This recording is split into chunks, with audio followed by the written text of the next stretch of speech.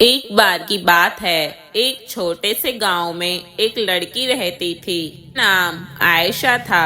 आयशा बहुत सुंदर और बहादुर थी, लेकिन उसमें एक खास बात यह थी कि उसे जंगल में घूमने का बहुत शौक था। गांव के बड़े बुजुर्गों ने कई बार उसे जंगल में न जाने की चेतावनी दी थी, क्योंकि उस जंगल के बारे में कहा जाता था कि वहाँ जिन्नात रहते हैं। एक दिन आयशा अपने दोस्तों के साथ जंगल के किनारे गई। खेलते खेलते वह अपने दोस्तों से दूर हो गई और जंगल के अंदर चली गई। घने पेड़ों के बीच रास्ता भटककर वह बहुत गहरे जंगल में पहुंच गई। शाम होने लगी और सूरज ढलते ही वहां अजीब अजीब आवाजें आने लगी। आयशा को एहसास हुआ कि वह बुरी तरह फंस चुकी है। अचानक उसके सामने एक लंबा डरावना साया उभरा।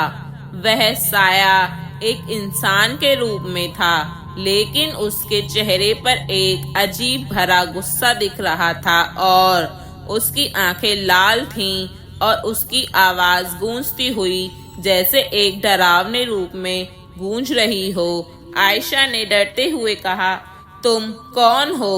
उस साये ने जवाब दिया, मैं इस जंगल का जिन्न हूँ। जो भी यहाँ आता है उसे मैं जाने नहीं देता। उस साये ने जवाब दिया, मैं इस जंगल का जिन्न हूँ। जो भी यहाँ आता है मैं उसे जाने नहीं देता। अब तुम मेरी कैद में हो। आयशा ने अपनी बहादुरी दिखाते हुए कहा, मैंने तुम्हारा क्या बिगाड़ा है? मुझे जाने दो। जिन ने हंसते हुए कहा, तुम्हें जाने दूं, लेकिन उसकी एक शर्त है। तुम्हें 3 पहेलियों का जवाब देना होगा। अगर तुम जवाब दे पाई तो मैं तुम्हें छोड़ दूंगा, वरना तुम्हारी आत्मा हमेशा के लिए मेरी हो जाएगी। आयशा ने हिम्मत जुटाई और कहा, पूछो क्या पूछना है। जिन ने पहली पहेली पूछी, ऐसा क्या है जो तुम्हारा है लेकिन दूसरे लोग इसका इस्तेमाल करते हैं? आयशा ने थोड़ा सोचा और जवाब दिया, मेरा नाम। जिन ने सिर हिलाया और कहा, सही जवाब। दूसरी पहेली थी, वह कौन सी चीज है जो जितनी ज्यादा निकलती है उतनी ही बढ़ती है? आयशा ने तुरंत जवाब दिया, ज्ञान। जिन ने गुस्से में अपनी मुट्ठियां भींच लीं, लेकिन उसने तीसरी पहेली पूछी, ऐसा क्या है जो हमेशा आगे बढ़ता है लेकिन कभी पीछे नहीं जाता? आयशा अब डर चुकी थी और डर की वजह से उसकी आवाज नहीं निकल रही थी। आयशा ने बहुत सोचते हुए एक उत्तर दिया जो कि उसके जिंदगी और मौत के लिए सही होना बहुत ज्यादा जरूरी था।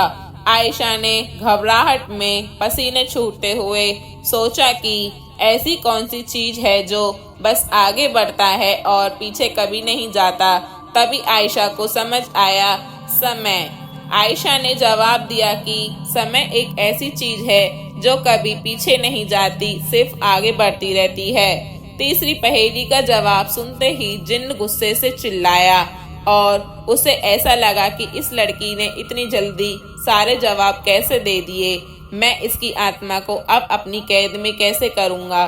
तभी वह जिन्न उसकी तीसरी पहेली का जवाब सुनते ही उसको गुस्सा आया और चिल्लाया, लेकिन उसने अपना वादा निभाया, क्योंकि उसने बोला था, अगर तुम तीनों पहेलियों का जवाब सही दोगी तो मैं तुम्हें जाने दूंगा। जिन बोलता है, तुमने अपनी बुद्धिमानी से मुझे हरा दिया है, अब तुम जा सकती हो, लेकिन फिर कभी इस जंगल में कदम मत रखना। आयशा ने धन्यवाद कहा और जल्दी से जंगल से बाहर निकल आई। गांव लौटकर उसने अपनी कहानी सुनाई और सबने उसकी बहादुरी को सराहना किया। और आयशा अब घबराते हुए जंगल में भाग रही थी, बहुत तेज तेज। और जैसे ही वो एक राहत की सांस लेती है और पीछे देखती है तो उसे वह जिन्न नहीं दिखाई दे रहा होता है। अब आयशा चारों तरफ देखती है और देखती है कि वहाँ कोई भी नहीं है। तभी आयशा अपने घर के लिए बढ़ती है और अपने घर जाकर राहत की सांस लेती है और सब लोगों को अपने साथ घटी हुई घटना के बारे में बताती है कि मेरा सामना वहाँ पर उस जिन्न से हुआ था जो कि मुझसे सवाल पूछ रहा था।